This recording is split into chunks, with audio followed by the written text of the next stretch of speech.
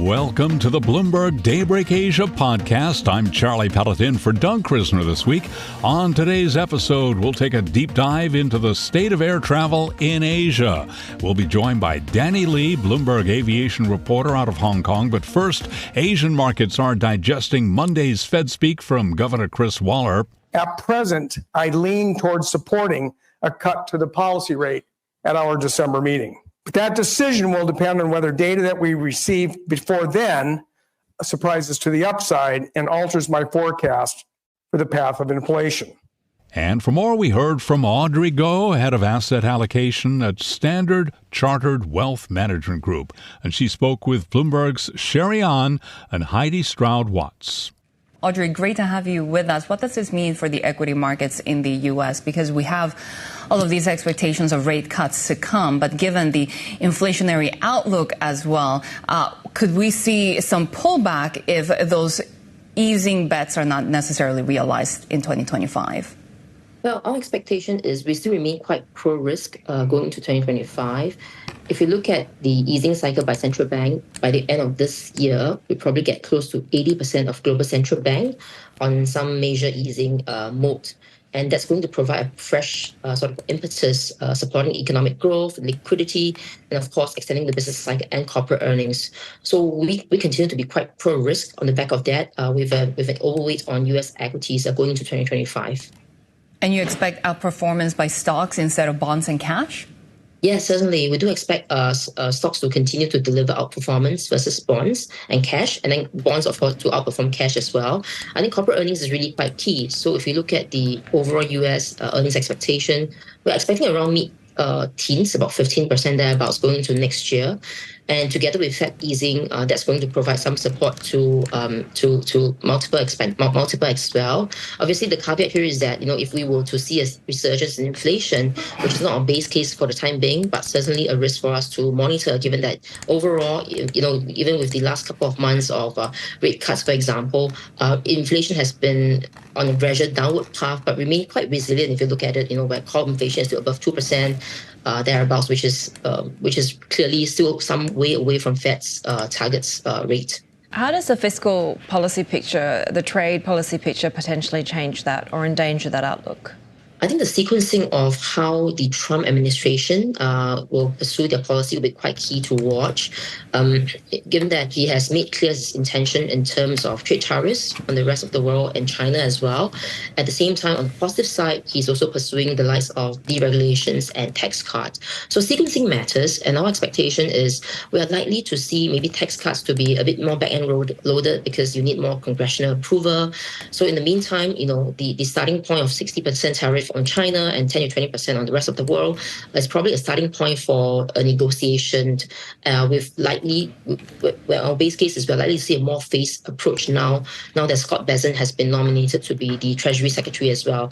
So on the back of that, I think, which is why we continue to be quite a bit of a pro-risk in terms of our risk appetite going to 2025. But obviously the key overweight still remains the US. When it comes to Asia, where do you see the opportunities there? Particularly, it seems like the Chinese recovery could really kind of be a long-haul story, particularly if there's more pressure coming from external sources like the US on the trade front.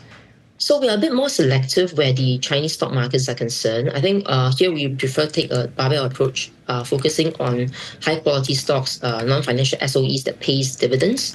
It really pays you to wait out for an eventual growth recovery, which we expect to come through, but potentially a bit more gradually since we have been seeing sort of bite-sized stimulus being released in drips by the Chinese authorities as well. And at the same time, we will pair that with maybe a sector which is a bit more high beta, for example, in the technology sector, which we continue to expect China to focus their attention on, given their need and wish for self-sufficiency, especially with regards to advanced manufacturing. Given the challenges for China and sort of U.S. exceptionalism when it comes to market performance, economic performance, are we expecting more pressure on the Chinese yuan? And what would it mean also for other Asian currencies like the Japanese yen? So that's clearly a key risk factor to be watching out for, because if you look at the previous episode back in 2018 and 2019, when tariffs was first imposed on China, we did see a almost 10% depreciation when it comes to the renminbi, and clearly with bond yields now ratcheting to record lows in the Chinese government bond space, that is also less of a supportive factor when it comes to yuan strength. So going to next year, I think we do see downside risk when it comes to Chinese yuan. And as and when the tariff rhetorics get ratcheted up, I think we probably see, the yuan maybe weakening at the margin as well. I think if you think about yen for that matter, I think yen is probably at the other spectrum where, the BOJ is one of the only major central bank expected to hike interest rate for the maybe potentially in the upcoming central bank meeting, as well as over the course of 2025 as well. So our expectation is, if we look at the inflation or wage growth picture in Japan, for example, they are probably at a stage where it is prudent to continue normalizing policy, because among the major economies, Japan still has one of the lowest real interest rate across the board, and that's against the context of an economy which has been having inflation running above 2% for the last 1.5 years. Audrey Go, Head of Asset Allocation at Standard Chartered Wealth Management Group. Really great to have you with us.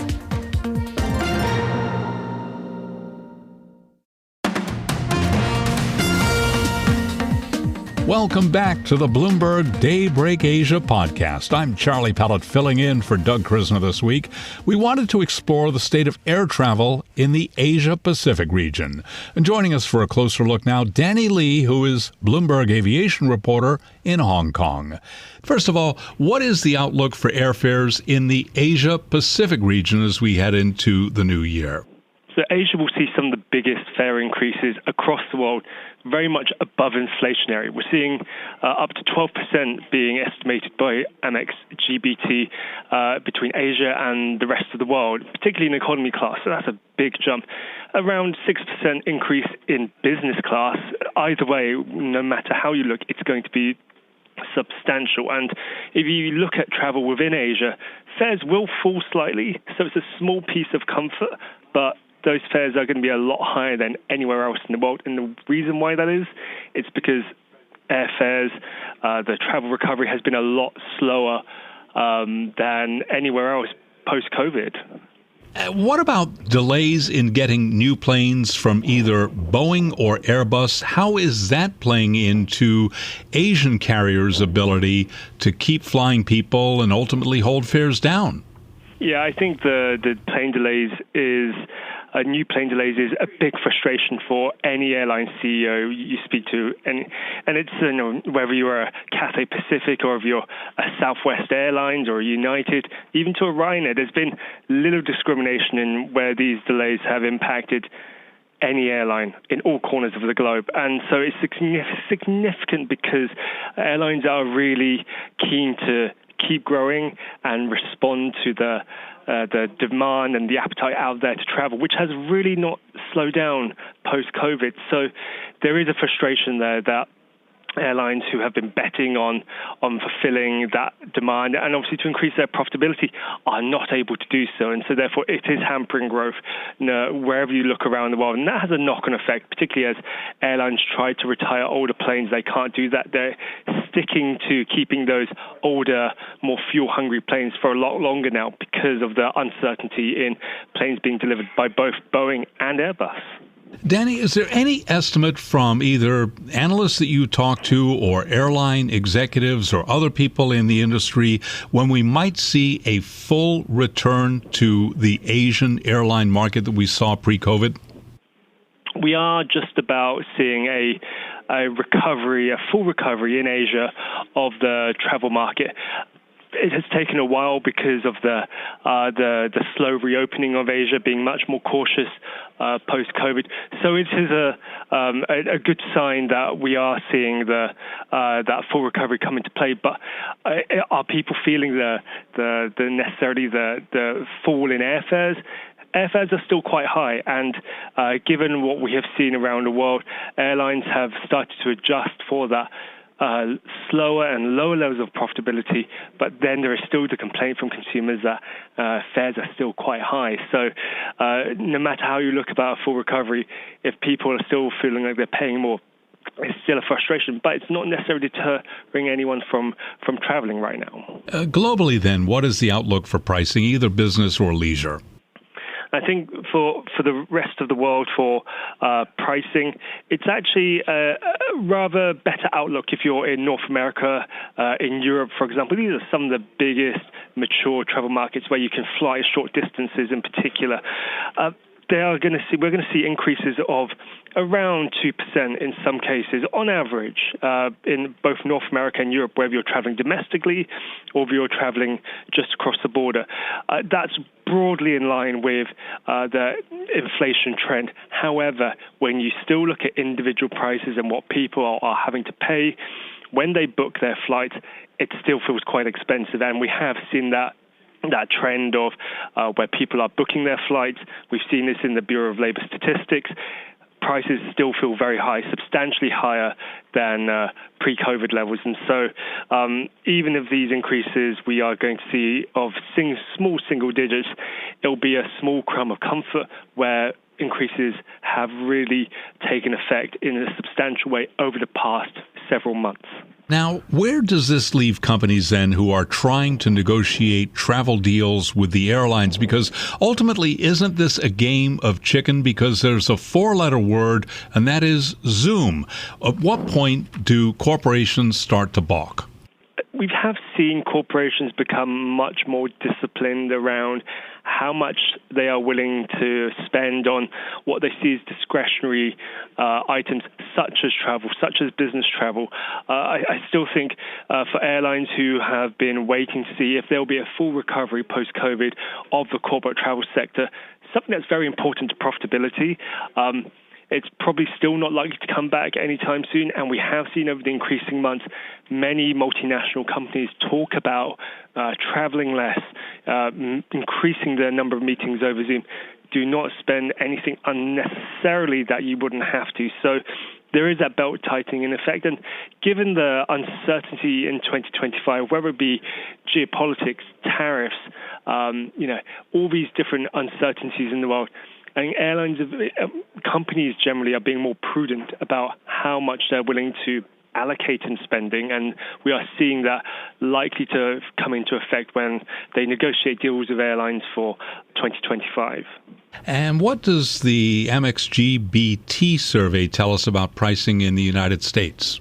The survey by Amex GBT does show that in North America, we will see increases largely in line with inflation of around 2.8% in economy class, 2.7% in business class.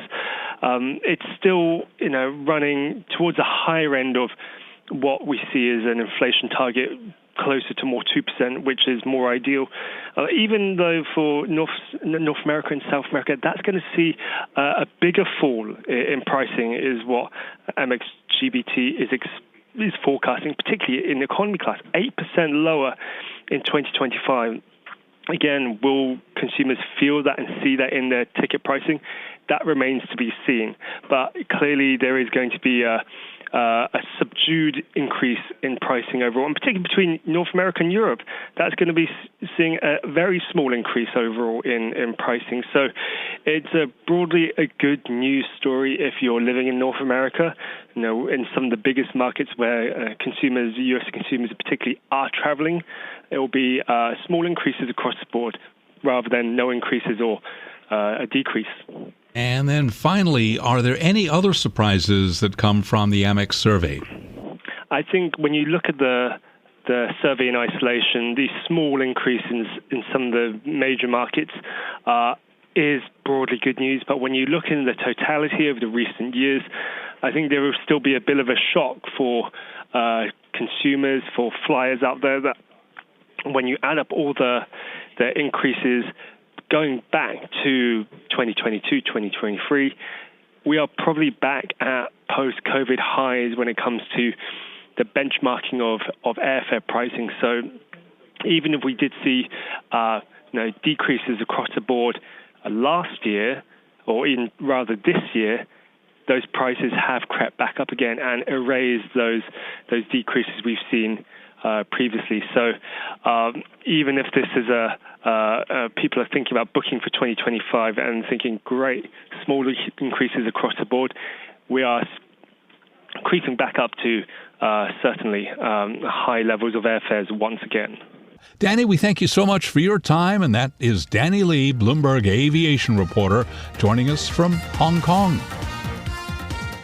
Thanks for listening to today's episode of the Bloomberg Daybreak Asia Edition podcast. Each weekday, we look at the stories shaping markets, finance, and geopolitics in the Asia Pacific. You can find us on Apple, Spotify, the Bloomberg Podcast YouTube channel, or anywhere else you listen.